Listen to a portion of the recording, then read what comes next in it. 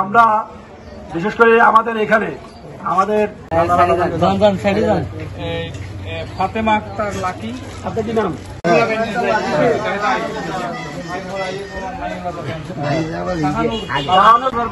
বাছাই করে এখনো পর্যন্ত যারা সহায়তা পায়নি তাদের কাছে এই সহায়তা পৌঁছে দেওয়ার জন্য সুযোগ করেছেন, আপনাদেরকে এখানে আমন্ত্রণ করেছেন, এই জন্য আমাকে ধন্যবাদ জানাচ্ছি।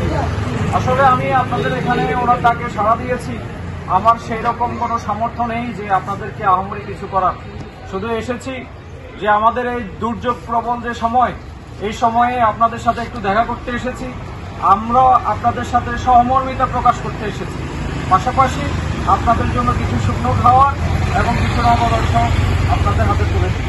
আপনারা আমাদের জন্য দোয়া করবেন, আমাদের এই বাংলাদেশের জন্য দোয়া করবেন, আমার নোয়াখালীবাসীর জন্য আপনারা দোয়া করবেন, যাতে আমরা অল্প সময়ের মধ্যে আমাদের এই দুর্যোগ প্রবল সময় অতিক্রম করে আমরা যেন স্বাভাবিক জীবন যাপনে আমরা ফিরে যেতে পারি।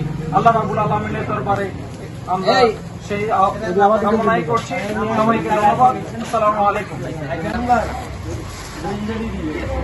শাহেদা নাহিদা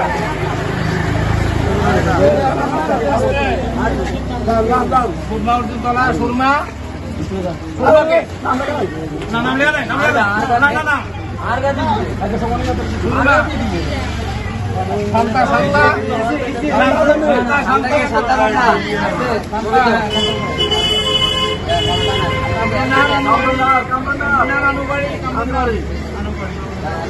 তারপরে হলো কাজল বেগম, তারপরে রানীমা আসে নাই, জসিমের বউ আসে নাই,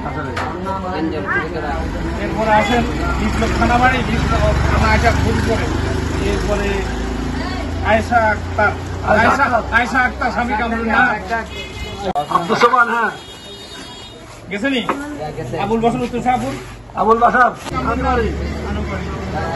তারপরে হলো কাজল বেগম, তারপরে রানীমা আসে নাই, জসিমের বউ আসে নাই।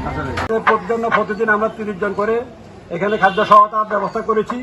তো একদিন এক একটা সংস্থা, এক একটা ব্যক্তি আমাদের এখানে খাদ্যগুলো দিয়ে যায়। তো আমরা যারা আপনারা যারা অসহায় আছেন, বিশেষ করে আগামী সপ্তাহে কিন্তু আমরা দেবো প্রতিবন্ধীদেরকে, যারা একেবারে প্রতিবন্ধী আছে তাদেরকে আমরা প্রতিবন্ধীকে দিব। গত 2 দিন আগে আমরা দিয়েছি যারা বিধবা, স্বামী পরিত্যক্তা, এই ধরনের মেয়েদেরকে এবং যারা একেবারে নিরীহ পুরুষ কর্ম করতে